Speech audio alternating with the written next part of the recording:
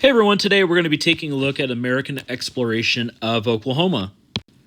Our learning objective is to compare the goals of the American interactions with American Indians, including trade. Before we get into American exploration and talking about the explorers, we have to talk about the Louisiana Purchase and that deal between Thomas Jefferson and Napoleon. So, as you all know, that French had control of this area called Louisiana. Remember, it was named after the King of France, King Louis. And what's going to happen is that Napoleon is going to have to give up this dream of having this North American empire after this slave uprising in Haiti, and he's going to need a ton of money to start rebuilding his country. So the U.S. is going to broker a deal with France to buy this Louisiana area for a total of $15 million. And this is 827,000 square miles. But the problem is that before the French gives it over to the Americans, they can't tell really the United States what's there, who's there, and they can't tell us where it begins and where it ends. And so that is going to be kind of the launch of this American exploration. Thomas Jefferson is going to send explorers into this Louisiana area to find who's there, what's there, how they can make money, and report back to him. One of the big deals that we have to talk about too is something called Manifest Destiny. And Manifest Destiny is this idea that the American culture deserves land, resources, adoption of our culture by all. And this is going to put the U.S. on a collision course between, obviously, the U.S. and Native Americans. So President Jefferson believed that Louisiana would be the foundation of a great American empire. And in his vision, he believed that really, there could be an abundance of natural resources. The United States is obviously growing in population. So because it is starting to grow in population, well, we could start expanding out west. And this is going to also form a barrier between the United States and Spain. So if there's a Spanish attack, they would have to go through this Louisiana area before they could get to the United States.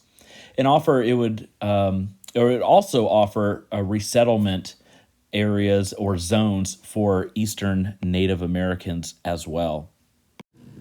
All right, let's go ahead and talk about the Pike Wilkinson expedition. The two guys, Pike and Wilkinson, is Zebulon Pike and Captain James B. Wilkinson. Their goal was to search out the origins and the course of the Red River, which we know is on the border of modern-day Texas and Oklahoma. Well, just to summarize what they went through, it was the dead of winter. It was insanely cold. They are going to get frostbitten. They are going to have people die. And the rivers are going to freeze up, and they're not going to do so well. They lost food. They lost ammo. They lost guns. And so this is really going to be sort of a failure in terms of their overall goal as what they were set out to do. One thing that they are going to note is that in Wilkinson's journal, he did report that the Osages were in a constant state of warfare with the Cherokees, Creeks, and Choctaws.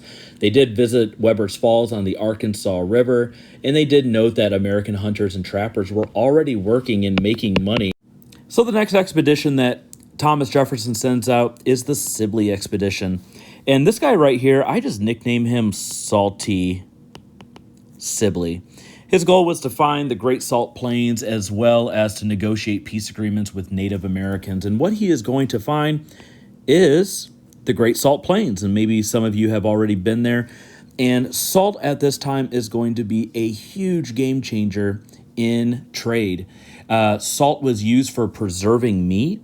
And so it's right here. It is a preservative, and this is going to make them a lot of money. So what you have to think about before, there's no electricity. There's no way for them to, if they're hunting and they want to give someone the meat that they just hunted, Well, you're going to have to like give them that meat and eat it really super quick because it's going to spoil very quickly. Well, now you can actually pack that meat in salt. It slows down the decomp process. And so now that meat might last for a day, maybe two. So now they can actually start packing that and trading it and making money. So salt is going to be a huge money maker. All right, let's go ahead and talk about the Long Bell expedition. This is going to be Stephen Long and John Bell, and their goal was to find the sources of the Red River. Thing that we're going to take away from this is that this is going to provide the most amount of information. They were supposed to find the origins and the courses of these rivers, but they're not going to. Stephen Long was supposed to find the Red River, and he's going to be on the wrong river. And so he was actually on the Canadian. As far as climate goes, it is extremely hot. These people had a really, really tough go to find food. They were, literally in a canoe going up and down these rivers, traveling on land as well in over 90-degree heat. So finding food was super hard. They were reduced to eating things like skunks and hawks and turkeys. They did have a couple scientists with them. And so a couple guys we're going to take a look at is Edwin James. He is going to be a botanist. And so Edwin James is going to study the plant life. So they're going to have details of that. Another guy named Thomas Say. He is a zoologist, so he's going to be taking a look at all the animals and making records of that. And then one of the big things that we need to take away from this expedition is not only is his journals going to be stolen, but this guy, Stephen Long, is going to label in his records what would become the western part of Oklahoma, the Great American Desert. And what that means is that there was no land that he believed was profitable for farming. Remember, in this time, it's a very agrarian society in the United States. People are making money by growing crops. And that is going to be huge when we start talking about Indian removal and trying to have Native Americans removed from their homelands and moved here. And finally, Thomas Nuttall, I just added him on here. He's going to have his own separate expedition, but he's going to be taking a look at plant and animal life as well.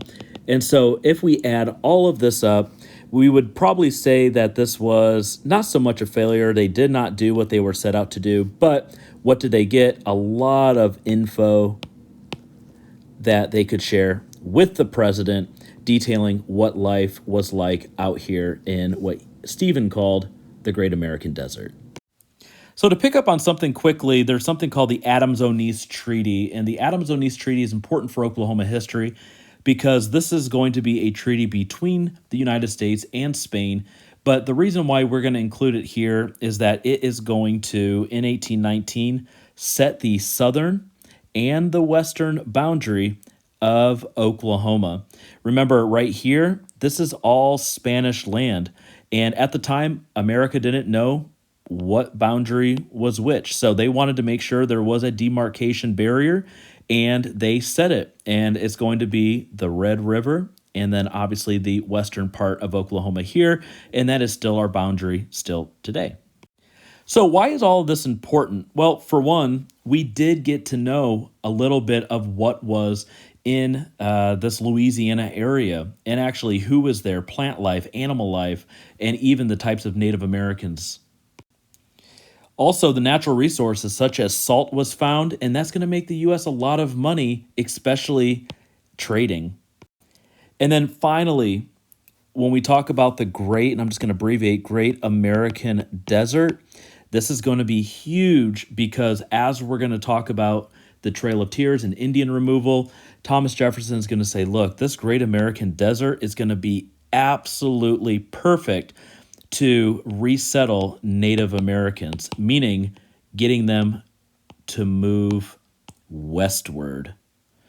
So, and his reason was, well, look, they want to keep living the way they want to live, and they want to escape the pressures of civilization. So what better place to do it? Well, send them out to the Great American Desert, which would eventually become Oklahoma.